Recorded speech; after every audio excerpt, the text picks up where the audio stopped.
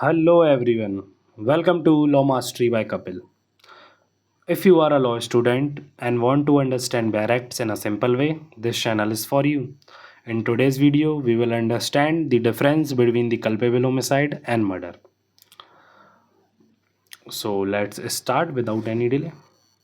तो देखिए, culpable homicide, अब इसमें कल्पेबल होमिसाइड में कितना मेंस रिया रहता है और मर्डर में कितना रहता है। कल्पेबल होमिसाइड में रहता है इंटेंशन नॉलेज दैट में कॉज डेथ, इसमें कॉज हो सकती है डेथ, क्लियर नहीं है। लेकिन मर्डर में क्या है, क्लियर इंटेंशन है और हाई डिग्री ऑफ नॉलेज कि डेथ होगी ही होगी। अब कल्पेबल होमिसाइड में सीवियरिटी कितनी है, culpable homicide is less severe, murder जो है वो most severe form of homicide है। ठीक है। Punishment depends on gravity, culpable homicide में डिपेंड करता है आपने कितने हीनियस तरीके से कल्पेबल होमिसाइड करा है। और इसमें पनिशमेंट मिलेगी मर्डर में आपको, कैन इंक्लूड डेथ पेनल्टी और लाइफ इम्प्रिजनमेंट। और एक्सेप्शंस एप्लीकेबल होंगे तो कल्पेबल होमिसाइड में no need already lesser offence.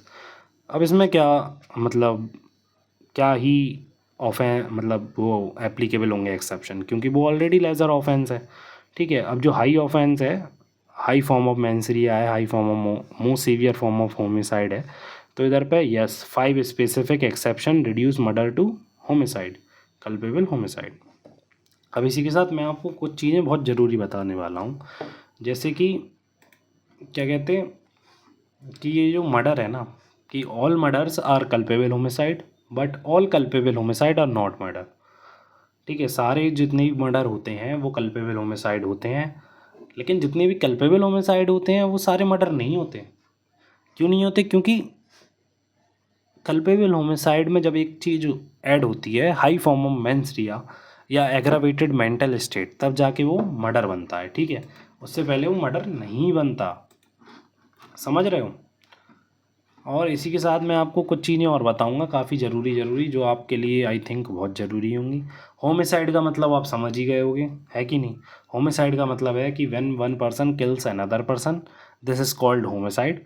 And what is culpable? Culpable is a Latin term used in this BNS section number 100. And what does it mean? Its meaning is responsibility. Culpable means responsibility of killing a person. It is known as culpable homicide. ठीक है। और रही बात murder की, तो murder तो आप जानते हैं, तो कोई दिक्कत ही नहीं है। अब इधर पे देखो, मैं आपको कुछ स्टेटमेंट बता रहा हूँ कि ऑल मर्डर्स हैं वो होमिसाइड होंगे। ठीक है। All culpable homicide are homicide, true. ठीक है। But not all homicides are unlawful, समझ रहे हो।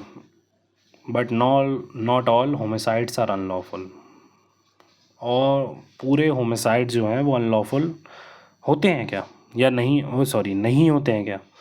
ट्रू, नहीं होते हैं। अब मैं आपको दो स्टेटमेंट दे रहा हूँ, इसका आपको ट्रू और फॉल्स में जवाब देना है। दो स्टेटमेंट दे रहा हूँ आपको, ठीक है।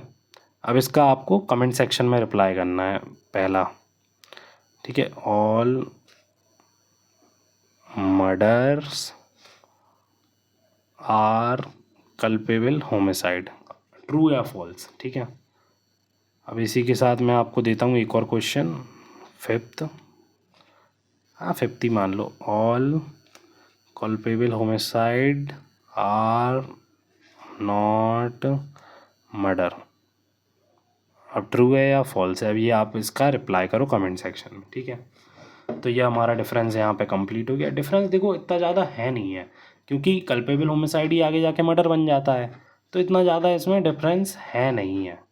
क्योंकि अगर होता तो मैं आपको बता देता, और आप कहीं भी पढ़ोगे तो इतना तो कोई डिफरेंस है नहीं ज़्यादा, सिमिलर ही हैं दोनों।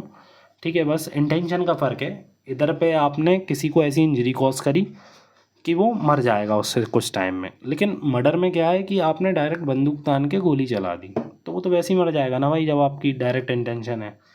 तो बस यही हमारा डिफरेंस है। So this was a simple explanation of difference between culpable homicide and murder. If you found this video helpful, don't forget to like the video and subscribe to our channel. Comment below which topic you want next and I will make a video on that. Thank you for watching. मिलते हैं आपसे एक और मज़ेदार video में।